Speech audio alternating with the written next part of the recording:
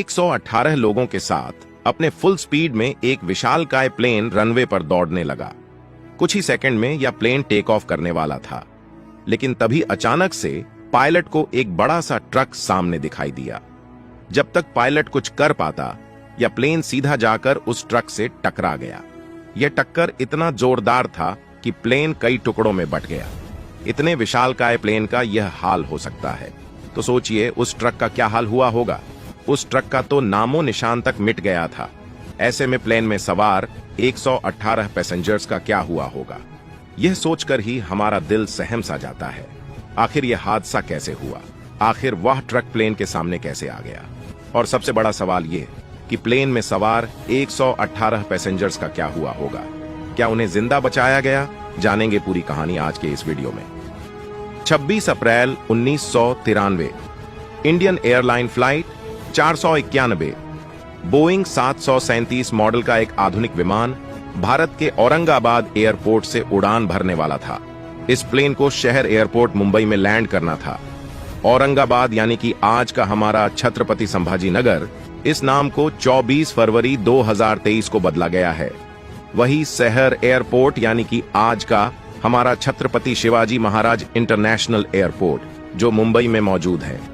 Indian Airlines flight 491 Bharat की राजधानी दिल्ली से टेक ऑफ करते हुए और राजस्थान के जयपुर और उदयपुर से होते हुए महाराष्ट्र के कई सारे शहरों में रुकते हुए आखिर में मुंबई में लैंड करने वाला था। प्लेन में 112 पैसेंजर के साथ 6 क्रू मेंबर सवार हो जाते हैं। प्लेन को 38 वर्षीय कैप्टन SN सिंह उड़ाने वाले थे। इनके पास कुल 4700 फ्लाइंग आवर्स का एक्सपीरियंस था। फर्स्ट ऑफिसर मनीषा मोहन भी कप्तान का साथ कॉकपिट में देने वाली थी और इनके पास केवल 1172 फ्लाइंग आवर्स का एक्सपीरियंस था। औरंगाबाद यानी कि छत्रपति संभाजी नगर में 18 पैसेंजर उतरे और वही 51 पैसेंजर्स प्लेन में सवार भी हो गए, जिसमें प्लेन में सवार सभी पैसेंजर्स की संख्या अब 112 हो गई। उड़ान भरने से पहले प्लेन में फ्यूल डाला गया।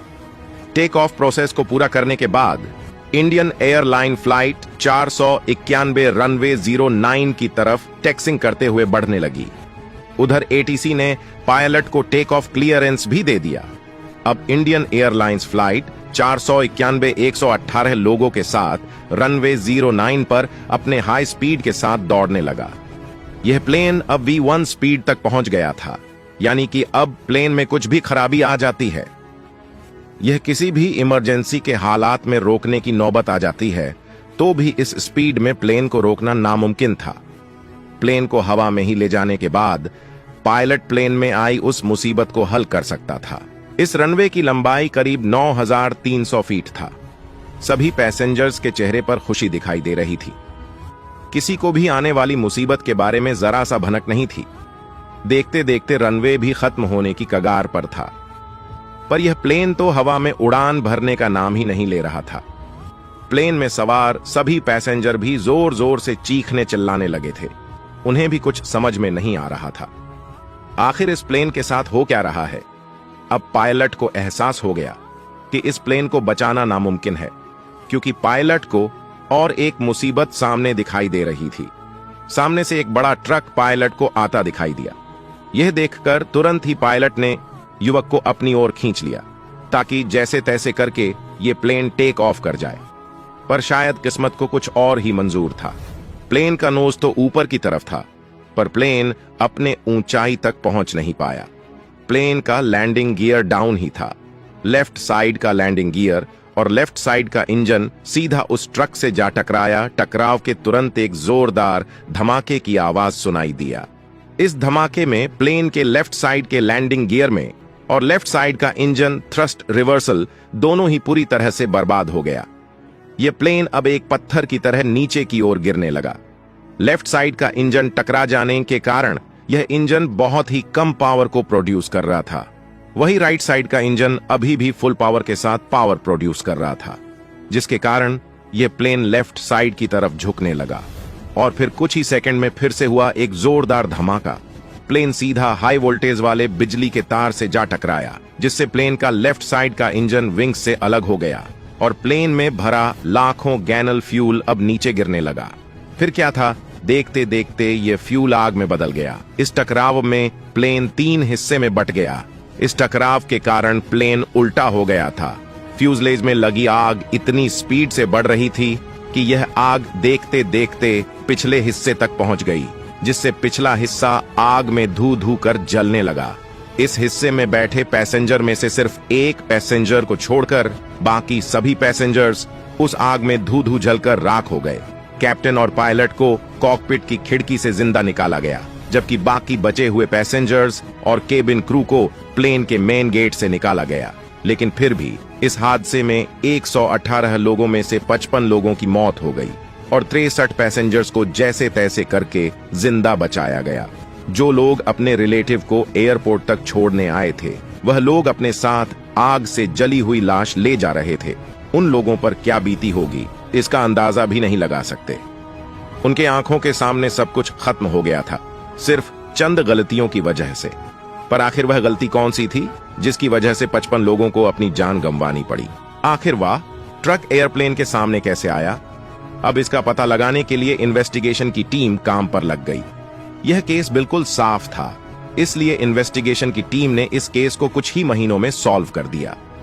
फाइनल रिपोर्ट के अनुसार उस दिन मौसम काफी गर्म था, जिससे हवा काफी पतली हो जाती है। ऐसी कंडीशन में प्लेन को लिफ्ट थोड़ा सा कम मिलती है, लेकिन फिर भी रनवे की लंबाई को देखा जाए तो यह रनवे 9,300 फीट लंबा था और बोइंग 737 को उड़ान भरने के लिए 7,000 फीट की जरूरत होती है। इसका मतलब आज का हमारा प्लेन इंडियन एयरलाइन फ्लाइट 491 को इस रनवे पर आसानी से टेक ऑफ कर जाना चाहिए था, जो कि ऐसा नहीं हुआ। इसलिए इन्वेस्टिगेशन की टीम हर चीज को बारीकी से जांच करने लगी और तभी उन्हें और एक सबूत मिला।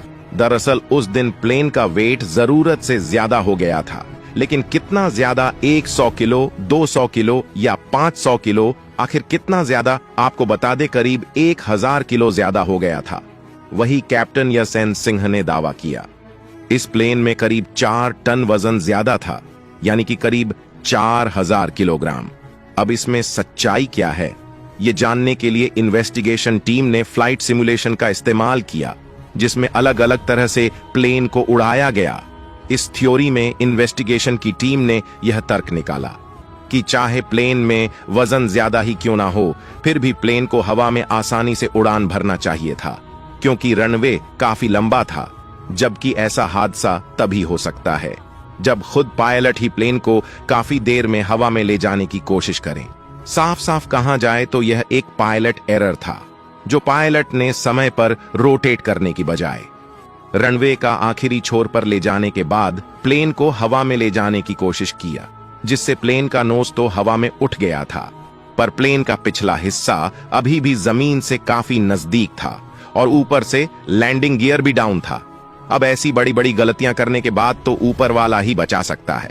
औरंगाबाद यानी कि छत्रपति संभाजी इंटरनेशनल एयरपोर्ट के रनवे को ठीक से देखा जाए तो इस रनवे के आखिरी छोर के बिल्कुल नजदीक से एक सार्वजनिक रोड गुजरती है। यह दुर्घटना होने से पहले साल 1975 के आसपास इस सड़क पर गेट लगाया गया था।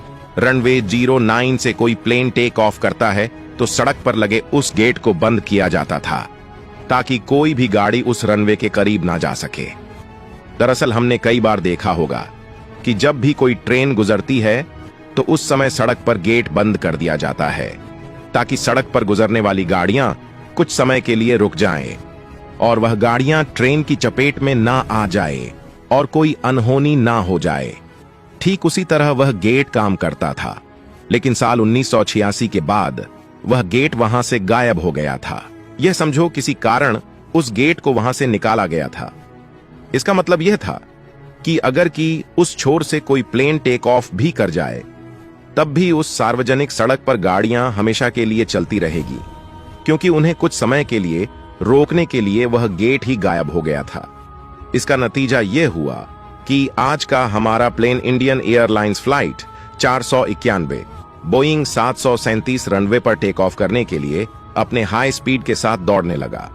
अब क्योंकि यह प्लेन जरूरत से ज्यादा ओवरलोड हो चुका था, इसलिए पायलट ने रनवे के अंतिम छोर पर जाने के बाद प्लेन को हवा में ले जाने का डिसीजन लिया। अपने हाई स्पीड के साथ या प्लेन रनवे के उस अंतिम छोर तक आ भी गया, लेकिन तभी पायलट को सामने से एक बड़ा सा ट्रक दिखाई दिए। अचानक से आई मुसीबत को देखकर पायलट भी काफी घबरा गया। उसने तुरंत ही प्लेन के नोज को ऊपर की तरफ कर दिया और जैसे तैसे करके या प्लेन हवा में टेक ऑफ कर जाए। पर अफसोस, अब काफी देर हो चुकी थी। प्लेन का लैंडिंग गियर सीधा उस ट्रक से जा टकराया और फिर एक जोरदार धमाके के साथ सब कुछ हमेशा हमेशा के लिए शांत हो गया।